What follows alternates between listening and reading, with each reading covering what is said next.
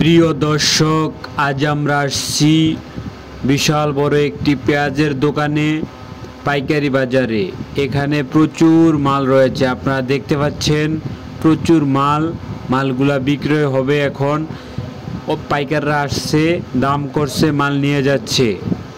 কিছুদিন আগে পেঁয়াজের দাম হুড় করে বেড়ে গেছিল বৃষ্টির কারণে, কিন্তু এখন আবার কমে গেছে। আজ জানাবো আজকে বাজারে পেঁয়াজ কত করে বিক্রয় হচ্ছে। আপনারা দেখতে পাচ্ছেন যে পেঁয়াজগুলো, এগুলো হলো দেশি পেঁয়াজ, শরীয়তপুরের পেঁয়াজ। এই পেঁয়াজগুলো আজ বিক্রয় শুভ মার্কা পেঁয়াজ।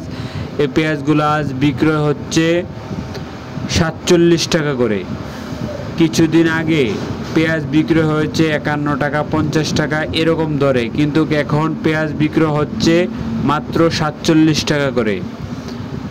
আপনারা দেখতে পাচ্ছেন শত শত বস্তা পেঁয়াজ রয়েছে এখানে।